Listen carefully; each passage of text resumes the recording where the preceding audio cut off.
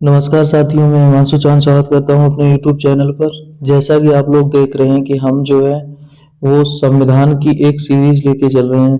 संविधान की इस सीरीज में हमने पहली वीडियो कंप्लीट करी थी जिसमें काफ़ी सही रेस्पॉन्स मिला था और इसी सीरीज को आगे बढ़ाते हुए आज हम वो है संविधान की दूसरी क्लास को करने जा रहे हैं। यह जो संविधान की क्लास है वह सैनिक स्कूल विद्या ज्ञान छात्रवृत्ति नवोदय आदि परीक्षाओं को ध्यान में रखते हुए बनाई गई है। सबसे पहले तो जो लोग चैनल पे नए हैं उनसे रिक्वेस्ट है चैनल को सब्सक्राइब कर लेना और वीडियो को लाइक कर देना और ये वीडियो ज़्यादा से ज़्यादा शेयर करना। ठीक है, पहली चीज़ तो ये कि ना आज का हमारा टारगेट जो रहेगा, सबसे पहले संविधान की क्लास को पूरे अच्छी तरह से और पूरी लगन से इसे ख़त्म करेंगे। दूसरा चीज़ जो है वो आप लोगों से मैं मांग रहा हूँ कि आप लोग जो है इस चैनल पे आज कम से कम जितने व्यूज हैं लगभग में 15 लाइक, इस पे ना एक वीडियो पे 15 लाइक का ना हम लोगों का टारगेट है। आज 15 लाइक का हम लोगों का टारगेट है, तो 15 लाइक करने हैं हम लोगों को। तो जो भी बच्चा देख रहा है वीडियो, वो वीडियो देखने से पहले वीडियो को लाइक जरूर कर दे। शुरुआत में ही वीडियो को लाइक कर दिया करे ताकि ना ये वीडियो, यूट्यूब का क्या रहता है, जो वीडियो ज्यादा लाइक होती है उसे ज्यादा प्रेफरेंस देते हैं। तो आप लोग ना इस वीडियो को ज्यादा लाइक करना और हर वीडियो पे हमारे जो है वो 3 सब्सक्राइबर बढ़ने की उम्मीद करेंगे। हम सबसे ज्यादा बड़ा टारगेट नहीं मांग रहे हैं, 3 सब्सक्राइबर। जो भी नए बच्चे हैं या जो भी पेरेंट्स वगैरह देख रहे हैं तो इस चीज को मेरे समझने की कोशिश करना। अगर हमें आगे बढ़ानी है तो हमें आप लोगों का सपोर्ट चाहिए इस चीज में। ठीक है, तो सबसे पहले सब्सक्राइब कर देना चैनल को, लाइक कर लेना वीडियो को और वीडियो को ज्यादा से ज्यादा शेयर कर देना। ठीक है, तो आज हम चल रहे हैं अपने जो हमारा मोटिवेशनल कोट्स है उस पे। ठीक है, आज का जो हमारा मोटिवेशनल कोट्स है वो क्या है, देखो। कुछ लोग जो इंग्लिश थोड़ा बहुत समझ पाते हो तो समझे, नहीं तो हम उसे ना समझाने की कोशिश कर रहे हैं। देखो, मोटिवेशनल क्या है हमारा, failure is not the opposite of success, it is a part of success. अगर बोला जाए सक्सेस जो है इसका अपोजिट क्या है हमारा, फेलर है। अगर हम फेल नहीं होंगे लाइफ में, अगर हम फेल नहीं होंगे लाइफ में तो हमें कैसे जीत की अहमियत पता चलेगी। अगर हम फेल नहीं होंगे लाइफ में तो हमें जीत की अहमियत कैसे पता चलेगी। तो यही यही कहा है, failure is not the opposite of success. Failure क्या है, फेलर जो है वो अपोजिट का सक्सेस नहीं है, it is a part of success. यही जो है हमारे सक्सेस का पार्ट है। अगर देखा जाए कि अगर हम होते हैं तभी हम आगे बढ़ते हैं। समझ रहे हो इस चीज को। तो फेलर जो है वो पार्ट नहीं है सक्सेस का, वो अपोजिट नहीं है, और ये क्या है, पार्ट है सक्सेस का। समझने की कोशिश करना। तो आप लोग कभी भी अगर फेल हो रहे हैं, आप कभी भी अगर फेल हो रहे हैं तो इस चीज को ना डिमोटिवेट ना देखिए। आप ये देखिए, आपने जो प्रयास किया वो काफियों से कहीं बेहतर था, काफियों से कहीं ज्यादा बेहतर था। तो इस चीज को ध्यान में रखते हुए आगे हमेशा बढ़े कि अगर हम लाइफ में कुछ फेल भी अगर हुए तो हम उसमें क्या हो गए, कुछ सीख के आएंगे उससे। ठीक है, तो हम आगे चल रहे हैं अपनी वीडियो में। ठीक है, तो ये था हमारा आज का मोटिवेशनल कोट। तो बच्चों, आज ये समझना कि आज अगर आप याद कर रहे हो या कुछ भी, या कोई भी एक एग्जाम जो है वो आपकी लाइफ नहीं डिसाइड करता है। ठीक है, तो उस चीज को ध्यान में रखते हुए अपनी तैयारी को हमेशा आगे बढ़ाइए कि आप जो है, अगर आपके अंदर सिर्फ फेल होने का डर नहीं होना चाहिए, आपको ये लगना चाहिए कि अगर हम फेल हुए भी तो हम कुछ ना कुछ तो सीख के ही जाएंगे। समझ में आ रहा। तो हम आगे चल रहे वीडियो को, अपना वीडियो में उस दिन हम लोग जो है वो अनुसूची पढ़ चुके थे। अनुसूची के अलावा हम लोग पढ़ चुके थे, अनुसूची पढ़ी थी और कुछ समितियां पढ़ी थी। तो मैं कुछ क्वेश्चन पूछ रहा हूँ जैसे उस दिन के, तो वो लोग, आप लोग ना कमेंट में बताने की कोशिश करना उनके। जैसे कि 42वां संविधान संशोधन जो हुआ था, क्या बोल रहे हैं हम, 42वां संविधान संशोधन, 42वां संविधान संशोधन कब हुआ था, 42वां संविधान संशोधन कब हुआ था ये आप लोग बताइए। ठीक है, संविधान संशोधन किस वर्ष हुआ था ये बताना है आपको। 42वां संविधान संशोधन किस वर्ष हुआ था। ठीक है, दूसरा क्वेश्चन है हमारा, हमारे संविधान में कुल अनुसूची कितनी है? कुल अनुसूची कितनी है ये बताइए आप। कुल अनुसूची कितनी है ये बताएं। ठीक है, और ये भी बताने की कोशिश करें संविधान का जो भाग 3 है, भाग 3 है, वह किससे संबंधित है? संविधान का भाग 3 जो है वह किससे संबंधित है? ठीक, और अगर अब बताना है तो भाग 1 किससे संबंधित है? भाग 1 से। और भाग 2 किससे संबंधित है?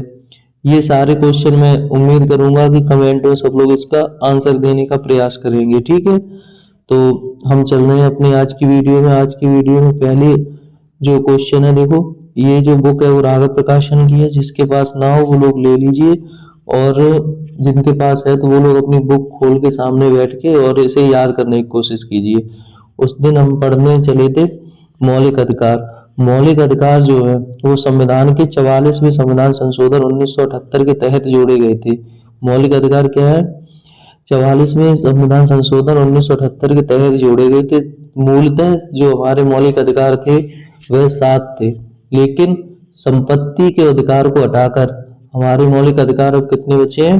6। संपत्ति के अधिकार को हटा दिया और मौलिक अधिकार अब कितने बचे हैं? 6 बचे हैं। उस दिन हमने पढ़ा था समानता का अधिकार, जो पढ़ा था उसमें बोला था राज्य सभी व्यक्तियों के लिए एक समान कानून बनाएगा तथा उन पर एक समान कानून लागू करेगा। या फिर अनुच्छेद 14 को बोला जा सकता है विधि के समक्ष समानता। तो अनुच्छेद 14 तक पढ़ दिया था। आज हम पढ़ने जा रहे हैं अनुच्छेद नंबर 15।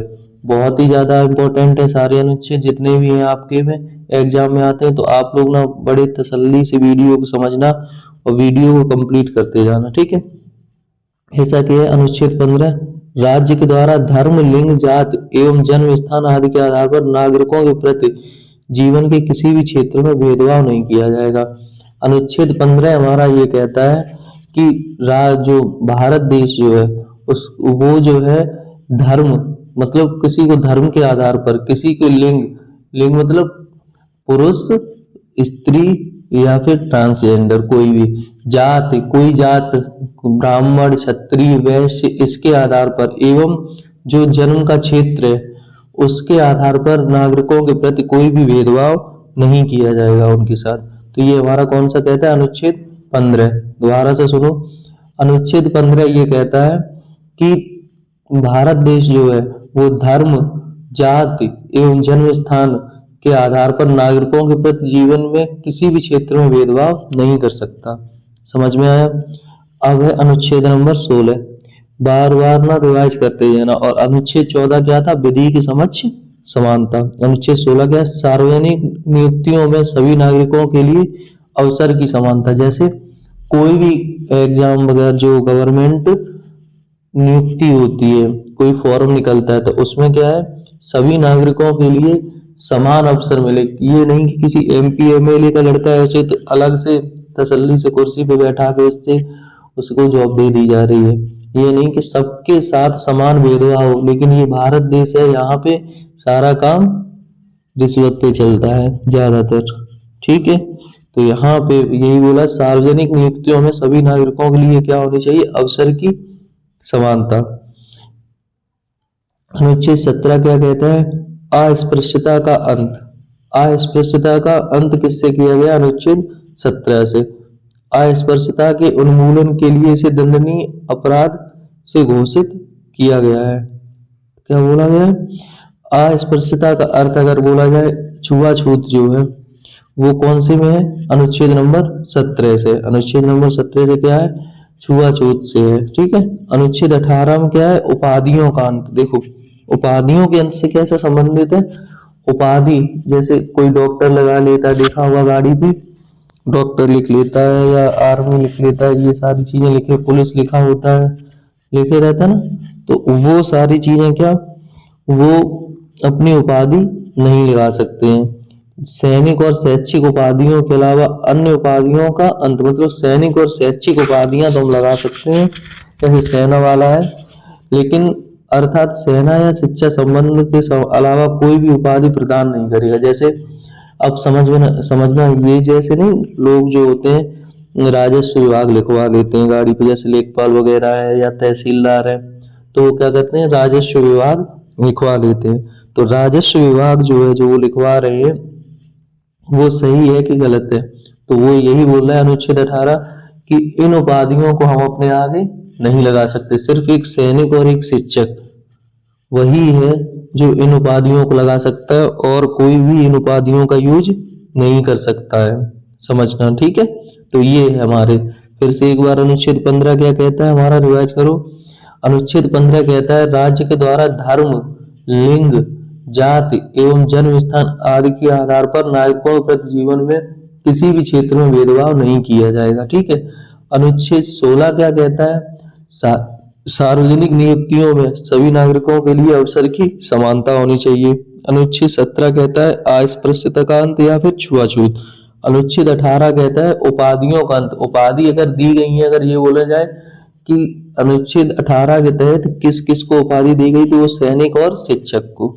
ठीक है, शैक्षिक उपाधियों को। यहाँ तक क्लियर है, कोई दिक्कत है? अब चल रहे हैं अपने क्वेश्चन जो आगे का है, वो है स्वतंत्रता का अधिकार। मतलब क्या? वो तो था समानता का अधिकार, अनुच्छेद 14 से 18। अनुच्छेद 14 से 18 क्या था? अनुच्छेद 14 से 18 क्या था?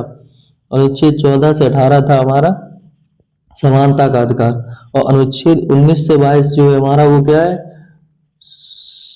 अनुच्छेद 19 से 22 स्वतंत्रता का अधिकार। ठीक है, देखो अभी बोला है अनुच्छेद 19 में मूल संविधान में 7 तरह की स्वतंत्रताएं थी, लेकिन अब कितनी है? सिर्फ 6 है। मतलब जो हमारा मूल संविधान था वो कहता है कि हमारे संविधान में 7 स्वतंत्रताएं थी, लेकिन अब कितनी बची हैं? सिर्फ 6 बची हैं। ठीक है, सबसे पहले बोलने की स्वतंत्रता। तो ये बोलने की स्वतंत्रता से क्या तात्पर्य है कि हम अपनी बात को किसी के भी सामने रख सकते हैं, हमें बोलने की पूरी पूरी छूट है। जैसे मैं आज बोल पा रहा हूँ, सारी चीजें अगर जो गलत लगती हैं तो वो किस लिए, कि मेरे पास वो बोलने का राइट्स है। भारत के सभी नागरिकों की समिति या यूनियन बनाकर अपने अधिकारों के लिए विचार एवं अभिव्यक्ति की स्वतंत्रता है। मतलब विचारों को प्रकट करना, अपनी यूनियन बनाकर अधिकार, ये सारी चीजें बोलने की हमारी क्या है? स्वतंत्रता है। अगर कोई आपको बोलने से रोकता है ज्यादा, तो आप बोल सकते हैं कि ये हमारा अनुच्छेद 19 जो कहता है, अनुच्छेद 19 में कहा गया है कि हमें बोलने की स्वतंत्रता है। ठीक है, 19A, अनुच्छेद 19A। 19B क्या कहता है? भारत के सभी नागरिकों को बिना हथियार के एकत्रित होने और शांतिपूर्वक सम्मेलन करने, सभा करने की स्वतंत्रता है। भारत के जो भी नागरिक हैं, उन्हें बिना हथियार एकत्र किए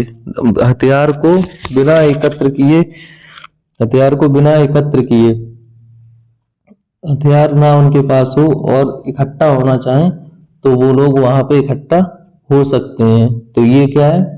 भारत के सभी नागरिकों को बिना हथियार और एकत्रित होने और शांतिपूर्वक सम्मेलन सभा करने की क्या है? स्वतंत्रता है। शांति से सम्मेलन जो कर रहे हैं वो क्या है? हमारे राइट्स हैं। ठीक है, अनुच्छेद 19B कहता है। 19C क्या कहता है?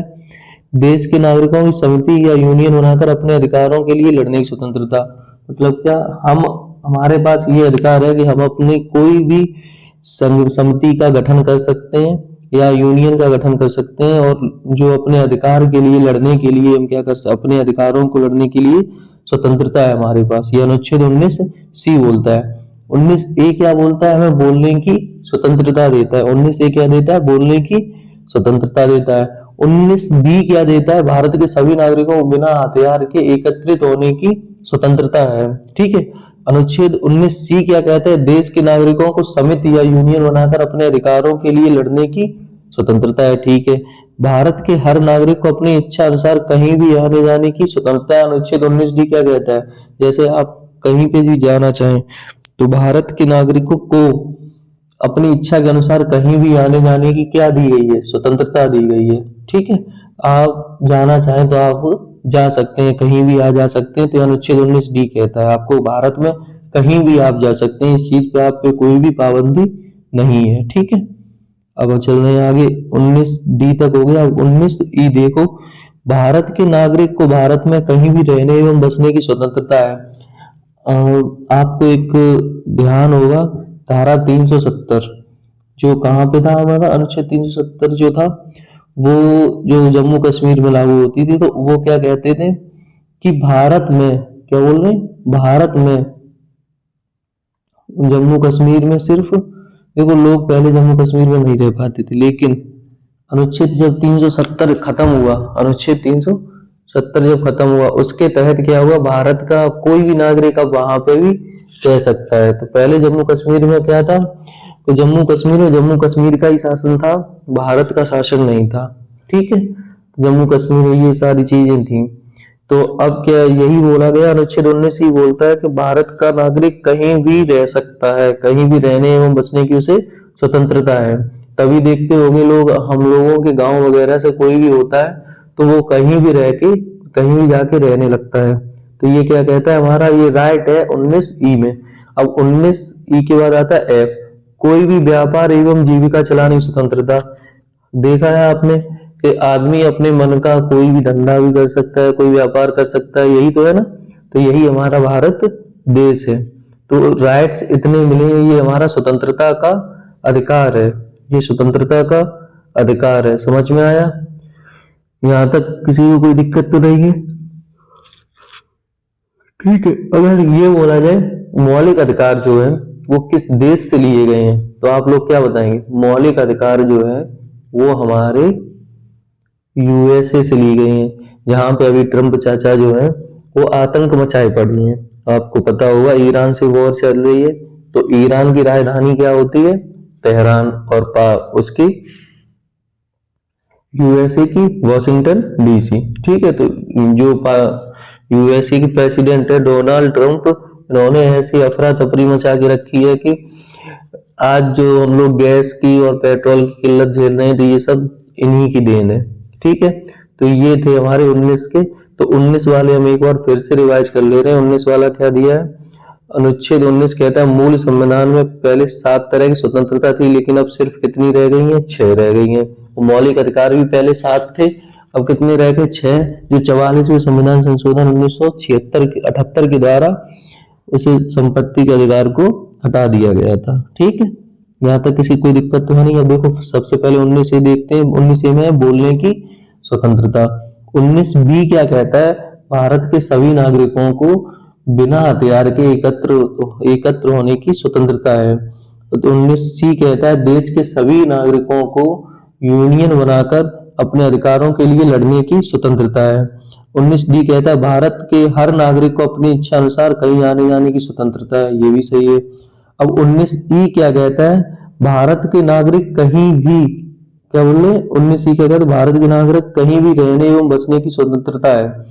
आपके पास राइट्स है कि आप कहीं भी रह सकते हैं, या बस अपने आप को बसा सकते हैं, या वहीं का रहना चाहें। जैसे बाहर निकलते दिल्ली वगैरह, वहां रुक जाते हैं, वहीं पे अपना घर वगैरह खरीद लेते हैं। तो ये क्या है? हमारे पास राइट है। ठीक है, कोई भी व्यापार एवं जीविका चलाने की स्वतंत्रता भी कौन से में? 19F में। यहाँ तक किसी को कोई दिक्कत, कोई परेशानी? ठीक है। अनुच्छेद 20 क्या कहता है? दोष सिद्धि से संरक्षण, जीवन जीने की एवं निजी स्वतंत्रता। दोष सिद्धि से संरक्षण कैसे? किसी भी व्यक्ति को बिना अपराध साबित हुए दंड नहीं दिया जा सकता है। मतलब अनुच्छेद 19 क्या कहता है? कोई भी अगर दोषी है, अगर आपकी नजर में, उसे बिना अपराध साबित हुए आप उसे क्या हो सकते हैं?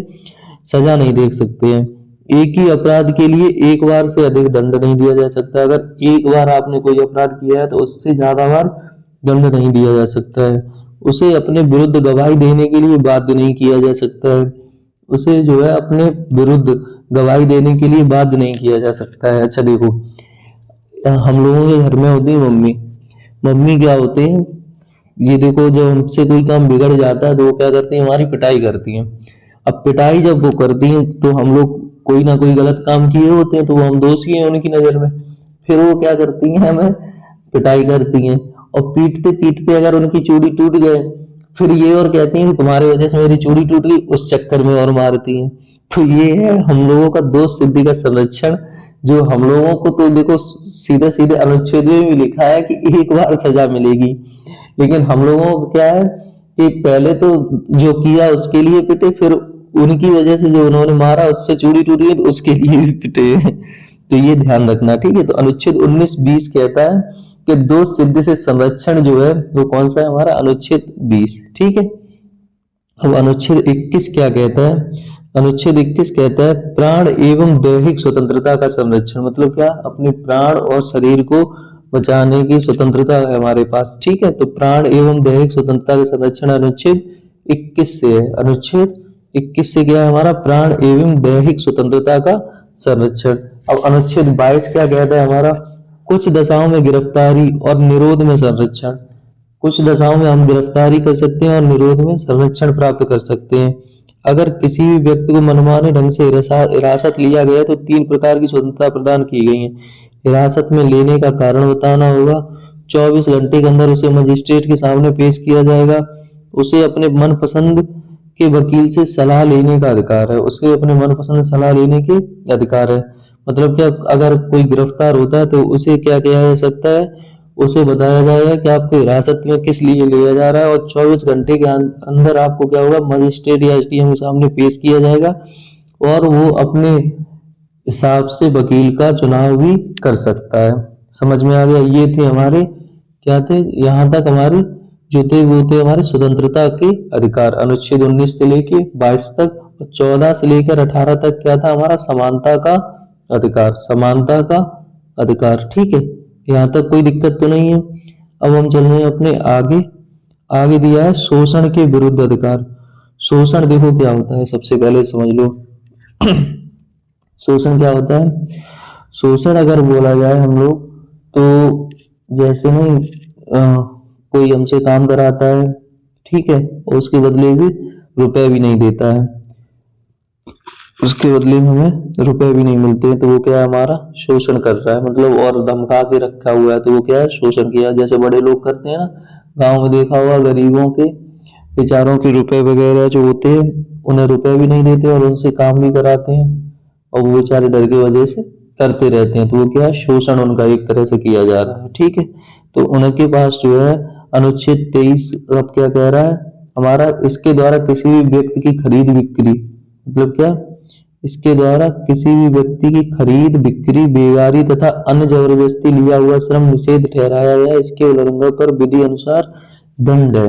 मतलब क्या, कोई भी व्यक्ति खरीद या बिक्री अपना कर रहा है, खरीद रहा है या बेच रहा है, बेगारी कर रहा है या फिर अन्य जबरदस्ती लिया हुआ श्रम निषेध ठहराया गया है, तो इससे उल्लंघन पर विधि के अनुसार, मतलब कोई भी व्यक्ति जो है वो ज्यादा रुपए में खरीद बेच रहा है तो इस पे क्या होगा, केस कर सकते हैं हमारे पास ना, ये राइट है। ठीक है, अनुच्छेद 24 क्या कहता है, बालकों के नियोजन का प्रतिनिधित्व, बालकों के नियोजन का प्रतिबंध। 14 वर्ष से कम आयु वाले किसी भी बच्चे को कारखानों एवं अन्य जोखिम भरे कार्यों में लगाना निषेध है। अनुच्छेद 24 हमारा कहता है कि 14 वर्ष से कम के बच्चे को हम लोग किसमें नहीं लगा सकते, 14 वर्ष से कम बच्चे को हम कारखाने वगैरह में यूज नहीं कर सकते हैं। लेकिन सरकार जो है 14 वर्ष से कम बच्चे को कारखाने में तो नहीं ले सकती है, लेकिन अगर कहा जाए इसे कि 14 वर्ष के बच्चे तक को पढ़ाने की सुविधा की जाए, उसे चीजें प्रोवाइड करी जाए, मजबूरी होती है बच्चे की जो कारखाने में काम करने जाता है। ठीक है, आज भी कई जगह ऐसे देखता हूँ जहाँ पे होटल वगैरह में बेचारे छोटे छोटे बच्चे बर्तन धुलते हैं, तो कहीं ना कहीं उनके साथ मजबूरी है, या तो आप उन्हें इतना ज्यादा क्या करो, या तो आप उन्हें इतना ज्यादा चीजें दो ताकि वो पढ़ पाए, वो नहीं मिलती हैं चीजें। आपने ये सोच लिया कि आपने उन्हें शिक्षा फ्री कर दी, शिक्षा फ्री करने के साथ साथ कोई शिक्षा, उसे शिक्षा को लेने के लिए दिमाग से तो फ्री हो पाए, आपने बुक्स फ्री कर दी है, फिर आपने ये देखा उस बच्चे को बुक्स मिली कि नहीं मिली है। कई जगह ऐसे हो रहा है, कुछ स्कूलों को छोड़ दें तो ज्यादातर स्कूलों में यही चल रहा है कि बच्चों को बुक्स तक नहीं सरकार प्रोवाइड करा रही है।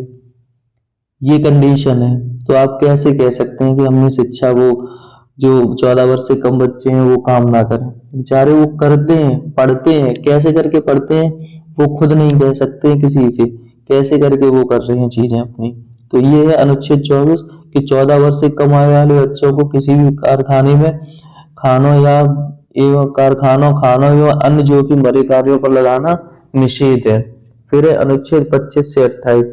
अनुच्छेद 25 क्या कहता है, अंतःकरण की स्वतंत्रता और धर्म के अबाध रूप से मानने, आचरण और प्रचार करने की स्वतंत्रता है। मतलब कि हमारे पास जो है ये स्वतंत्रता है कि हम धर्म का अपना प्रचार कर सकते हैं। ठीक है। धर्म का प्रचार कर सकते हैं, प्रचार भी कर सकते हैं, अपने मनमाने आचरण जो है उनको भी हम उनका भी प्रचार कर सकते हैं। तो ये हमारा क्या है, अनुच्छेद 25 कहता है। और अनुच्छेद 26 हमारा क्या कहता है, अनुच्छेद 26 कहता है धार्मिक कार्यों के प्रबंध की स्वतंत्रता। धार्मिक कार्यों के प्रबंध की स्वतंत्रता किसमें है, हमारे अनुच्छेद 26 में। व्यक्ति को अपने धर्म के लिए संस्थाओं की स्थापना, पोषण, विधि संपन्न संपत्ति अर्जन, स्वामित्व व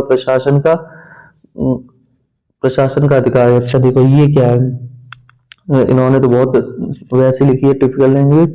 धार्मिक कार्यों में प्रबंध की स्वतंत्रता मतलब क्या, हमारे पास अगर आप हिंदू हो, मुस्लिम हो, सिख हो, ईसाई हो, जो भी हो, तो आप लोग क्या कर सकते हो, अपने धर्म का प्रचार करने के लिए आप प्रचार कर सकते हैं, घूम सकते हैं, आपको इससे कोई भी रोक टोक नहीं है, लेकिन शांतिपूर्ण पूर्वक से ही किया जाएगा। नहीं तो अगर आप शांतिपूर्ण पूर्वक से प्रचार ना करके चिल्ला के प्रचार कर रहे हो जो लीगल नहीं है, तो उस चीज को भी ध्यान रखना है। ठीक है। धार्मिक कार्य प्रबंधन, जैसे लोग भंडारा वगैरह कराते, तो वो भी क्या है, एक धार्मिक कार्य है। कोई कथा कराता है वो भी क्या है, एक धार्मिक कार्य है। कोई भागवत कराता है तो वो क्या है, एक धार्मिक कार्य है। कोई कीर्तन कराता है वो क्या है, एक धार्मिक कार्य है। तो ये सारी चीजें क्या है, धार्मिक कार्य के अंतर्गत आती हैं। ठीक। तो ये थे हमारे 23 से लेके 26 तक के। 23 एक बार फिर से बोल रहे हैं हम, समझा रहे हैं। देखो ये शोषण के विरुद्ध अधिकार क्या दिया, अनुच्छेद 23, इसके द्वारा किसी भी व्यक्ति खरीद, बिक्री, बेगारी तथा जबरदस्ती लिया हुआ श्रम निषेध ठहराया गया है। अनुच्छेद 24 क्या कहता है, बालकों के नियोजन का प्रतिबंध। 14 वर्ष से कम आयु वाले किसी भी बच्चे को कारखानों और खानों एवं अन्य जोखिम भरे कार्यों में लगाना कैसा है, गलत है। ठीक है। धार्मिक स्वतंत्रता का अधिकार क्या कहता है, अनुच्छेद 25, अंतःकरण की स्वतंत्रता और धर्म के आवाज के रूप में मानने, आचरण और प्रचार करने की स्वतंत्रता को वैलिड करता है। ठीक है। धार्मिक कार्यों की स्वतंत्रता हमें प्रचार, धार्मिक कार्यों के प्रबंधन की स्वतंत्रता किसमें, अनुच्छेद 26 में है। ठीक है। अब चल रहे अनुच्छेद 27 में। देखो अनुच्छेद 25 बार तक तो हो गया, तो 27 देख रहे हैं हम। किसी भी धर्म विशेष को बढ़ावे के लिए चंदा लेने या देने की स्वतंत्रता है। देखो हम लोग जाते हैं गाँव ना, अभी नवरात्रि चल रहे थे अपने, तो नवरात्रि में क्या थे, माँ के लिए क्या मांगने आते थे कि चंदा दे दीजिए, कि भंडारा कराना है। तो इस चीज की भी क्या है, हमारे पास स्वतंत्रता है। तो आप लोग मांग सकते हो चंदा लेने, जो भी जाता है। तो आपके पास ये राइट्स दिया है हमारे कॉन्स्टिट्यूशन ने या संविधान ने, कि आप किसी भी विशेष धर्म को बढ़ावे के लिए चंदा लेने या देने की स्वतंत्रता है हमारे पास। ठीक है। तो ये है हमारा जो अभी कंप्लीट हुआ है अनुच्छेद 27 तक। अनुच्छेद 28 क्या कहता है, राज्य विधि से पूर्णतः पोषित किसी शिक्षा संस्था में कोई धार्मिक शिक्षा नहीं दी जाएगी। जैसे आपने सुना होगा मदरसा, एक मुस्लिम में जो है, मुस्लिम जो कम्युनिटी होती है उनके यहाँ पे क्या रहता है कि बताया जाता है वहां पे सिर्फ उर्दू सिखाया जाता है और उनके धर्म से रिलेटेड, तो उन्हें बंद करके देखो हम, और जो रिलीजियन है वो सब एक स्कूल में बच्चे पढ़ते हैं। लेकिन कई मुस्लिम सब भी नहीं, लेकिन कुछ मुस्लिम ऐसे होते हैं जो सिर्फ मदरसे में पढ़ने जाते हैं। तो मदरसा जो है वहां पे बताया जाता है कि शिक्षा दी जाती थी, लेकिन वो एक धर्म को देख के दी जाती थी। तो वो था, तो राज्य विधि से पूर्णतः पोषित किसी शिक्षा संस्थान में कोई संस्था धार्मिक शिक्षा नहीं दी जाएगी। मतलब क्या, आप धार्मिक शिक्षा नहीं दे सकते। जो हमारे राष्ट्रीय शिक्षा संस्थान है, जो एनसीईआरटी है, उसी के अनुसार हम लोग शिक्षा दे सकते हैं। ठीक है। तो ये अनुच्छेद 28 कहता है हमारा। अब अनुच्छेद 28 के बाद हम चल रहे हैं अपने 5 नंबर है संस्कृति एवं, देखो 5-6 प्रकार की स्वतंत्रता है। 5वें हम आ गए हैं, क्या है, संस्कृत एवं शिक्षा संबंधी अधिकार। संस्कृत एवं शिक्षा संबंधी अधिकार का कौन कौन सा, अनुच्छेद 29 और 30। देखो अल्पसंख्यक वर्ग के हितों का संरक्षण, मतलब क्या, कोई अल्पसंख्यक वर्ग अगर है तो उसके हितों का संरक्षण किया जाएगा किसमें, अनुच्छेद 29 के तहत।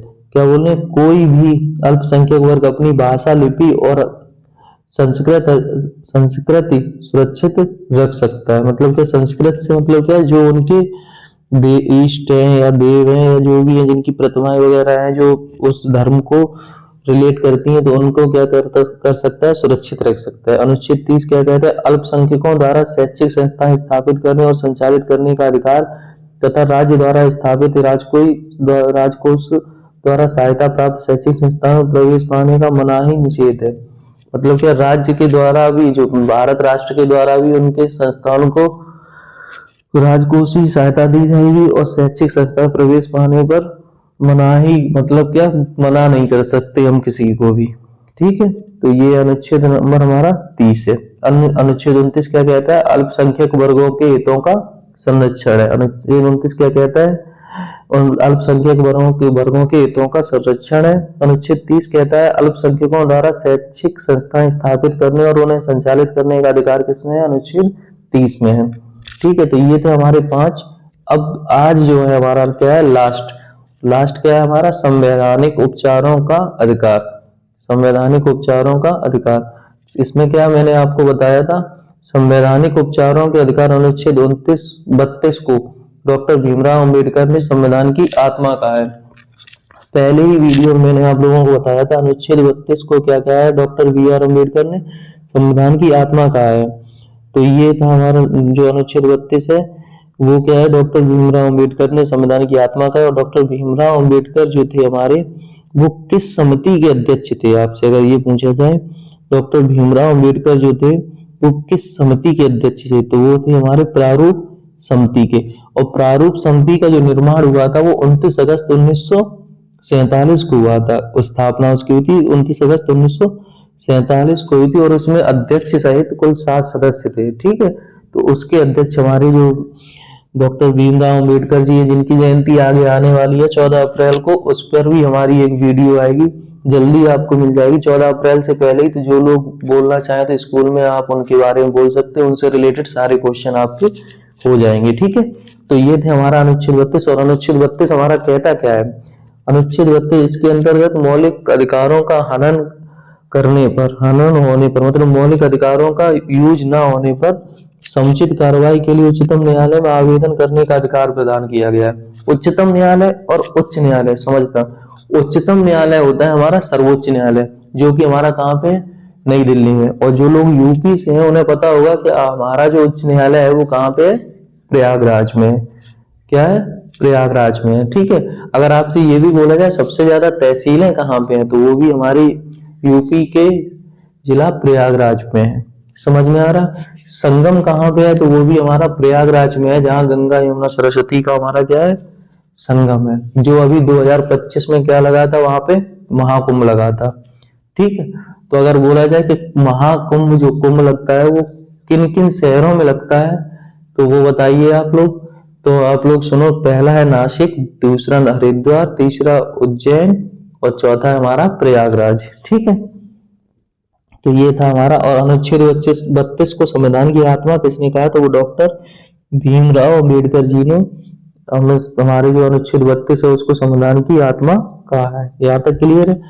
अब चल रहे हैं जो स्वतंत्र जो दी गई है अनुच्छेद 32 के तहत जो संवैधानिक उपचारों का अधिकार है वो हमें दिया गया है। वो किस प्रकार से किया जा सकता है? बंदी प्रत्यक्षीकरण। जब किसी व्यक्ति को अवैध रूप से बंदी बनाया जाता है तो सर्वोच्च न्यायालय उस बंदी बनाने वाले अधिकारी को आदेश देता है। मतलब क्या? जब किसी ऐसे व्यक्ति को जो बंदी नहीं है, मतलब क्या, जो गलत नहीं है लेकिन उसे बंदी बना लिया है, तो सर्वोच्च न्यायालय जो है, जो उच्चतम न्यायालय जो है, उसे बंदी बनाने वाले अधिकारी को आदेश देता है कि वह बंदी बनाए गए व्यक्ति को 24 घंटे के भीतर न्यायालय के समक्ष पेश करे। न्यायालय के समक्ष पेश करे। यह आपराधिक जुर्म के मामले में जारी नहीं किया जा सकता है। मतलब क्या? जब उसके ऊपर कोई कुछ वो गलत नहीं है तो आपने किस बेस पे उसे अरेस्ट किया, अगर किया भी है तो 24 घंटे के अंदर अंदर आपको न्यायालय में पेश करना होगा। ठीक है, और उसके खिलाफ जो भी सबूत है वो लेके आइए आप। परमादेश का वह परमादेश है यह उस समय जारी किया जाता है जब कोई पदाधिकारी अपने सार्वजनिक कर्तव्य का निर्वाह नहीं करता है। यह उस समय जारी किया जाता है जब कोई पदाधिकारी अपने सार्वजनिक कर्तव्य का निर्वाह नहीं करता है। ठीक है, तो ये हमारा है परमादेश। फिर है प्रतिषेध। यह निचली अदालत को ऐसा कार्य करने से रोकता है जो उसके अधिकार क्षेत्र से बाहर है। प्रतिषेध क्या है हमारा? यह जो हमारी निचली अदालत थी उनको कार्य करने से रोकता है कि जो उनके कार्य क्षेत्र में नहीं होता। जैसे कुछ कार्य होते हैं वह उच्चतम न्यायालय में ही होते हैं, कुछ कार्य जो होते हैं वो किस में होते हैं? उच्चतम न्यायालय में ही होते हैं। तो यही बोल रहे हैं कि कुछ कार्य ऐसे जो उच्चतम न्यायालय में ही होते हैं, उनको काम जो हमारी जो निचली अदालत है वो नहीं कर सकती है, वो प्रतिषेध के द्वारा उन्हें रोका जा सकता है। फिर उत्प्रेषण क्या है? देखो उत्प्रेषण क्या दिया है हमें?